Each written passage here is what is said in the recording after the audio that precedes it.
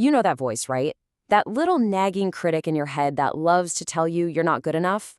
Well, what if you could totally change your relationship with it? And what if it all came down to asking just one simple question? That's exactly what we're going to break down in this explainer. It really, really does. This question just gets right to the heart of it. It's not just some random background noise, is it?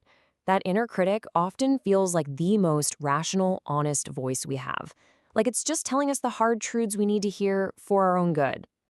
And here's why it's so darn persuasive. It doesn't just throw vague insults at you. Oh no, it uses what sounds like cold, hard logic.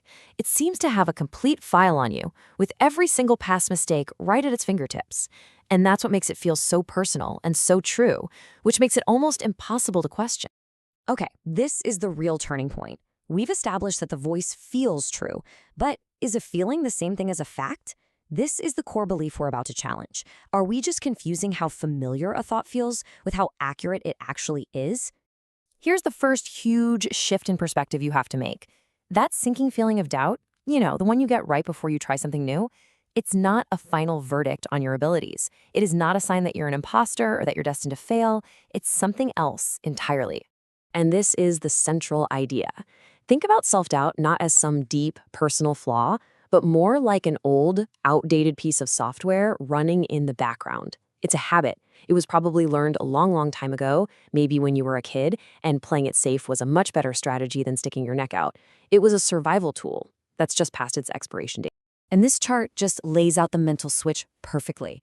On the left, that's how the inner critic feels, right? It feels logical, it feels like it knows everything, it feels true. But then you look at the right side, and that's what it actually is.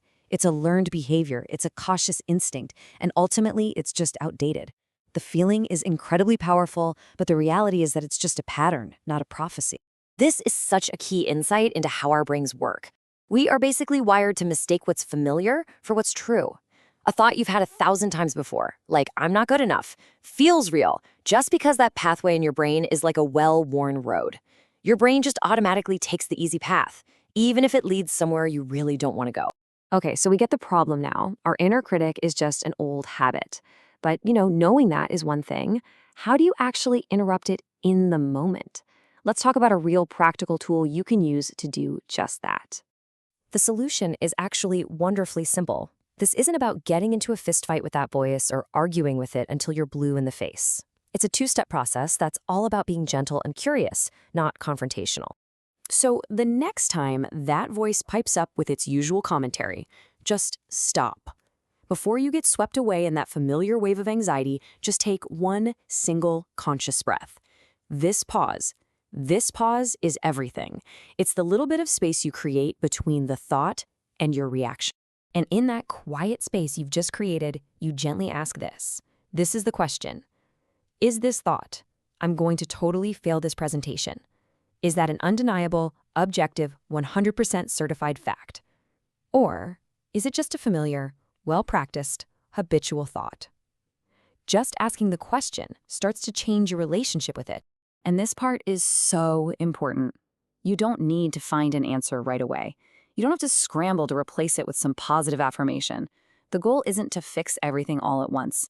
The goal is just to create a tiny bit of distance, to see the thought for what it really is, a habit. And that, all by itself, loosens its grip. So, I'll leave you with this. What becomes possible when your biggest, deepest doubts are no longer facts about who you are, but are simply old habits that you can choose not to follow? When doubt is a habit, it's not a judge with the power to sentence you. It's just noise, and you can learn to turn the volume down. So, what would you do then?